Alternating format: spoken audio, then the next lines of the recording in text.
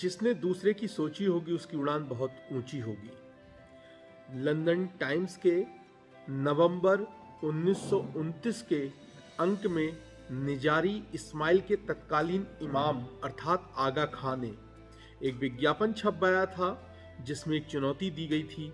उस विज्ञापन में घोषणा की गई थी कि जो भी इंग्लैंड से भारत या भारत से इंग्लैंड की हवाई जहाज से अकेले मतलब सोलो यात्रा करेगा उसे 500 पाउंड का इनाम दिया जाएगा। इस यात्रा को शुरू होने के 6 सप्ताह के भीतर पूरा किया जाना था और प्रतिस्पर्धा 1 वर्ष की अवधि के लिए खुली थी। कुल 3 भारतीयों ने यह चुनौती स्वीकार की। उनमें से एक तो जल्दी ही इस प्रतियोगिता से हट गया, लेकिन 2 नौजवान अभी भी मैदान में डटे थे। एक 26 साल का नौजवान और एक 18 साल का किशोर। नमस्कार, मैं डॉक्टर प्रशांत भारद्वाज PYM स्टोरी में आप सभी का स्वागत करता हूं। आज एक नई एपिसोड के साथ आप सभी का अभिनंदन, आभार। 18 साल का वह किशोर मार्च 1930 में कराची से इंग्लैंड के लिए अपने को पायलट के साथ उड़ान भरता है और इस प्रकार वे दोनों भारत से इंग्लैंड तक उड़ान भरने वाले अकेले शख्स बन जाते हैं। लेकिन चूंकि उड़ान की शर्त थी सोलो फ्लाइट होनी चाहिए, सोलो अर्थात अकेले, इसलिए वह किशोर पुनः अप्रैल 1930 में अकेले ही लंदन से अपने 2 seater plane de Havilland Gipsy मौत से भारत की उड़ान भरता है।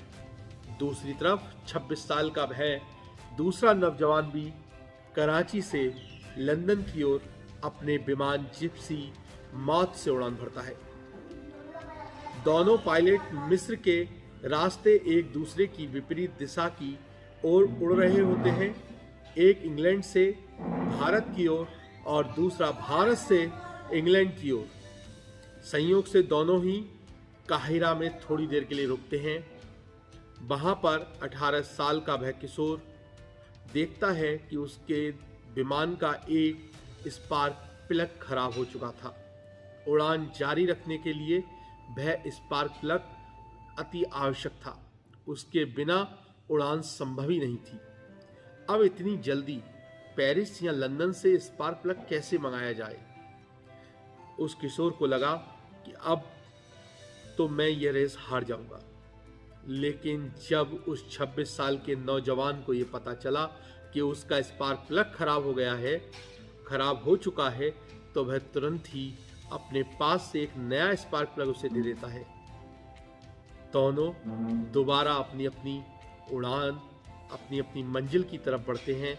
लेकिन 18 साल का वह किशोर 26 साल वाले उस नौजवान से मात्र कुछ ही घंटों के अंतराल से शर्त वाली रेस जीत लेता है और 26 साल का वह नौजवान रेस जीतने से रह जाता है।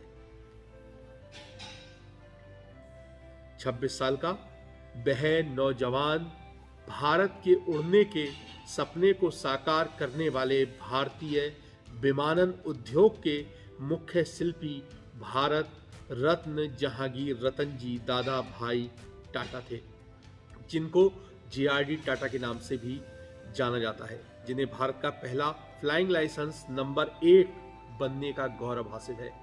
और 18 साल का वह किशोर था SP इंजीनियर, जो कि आगे चलकर भारत के दूसरे वायु सेना अध्यक्ष बने।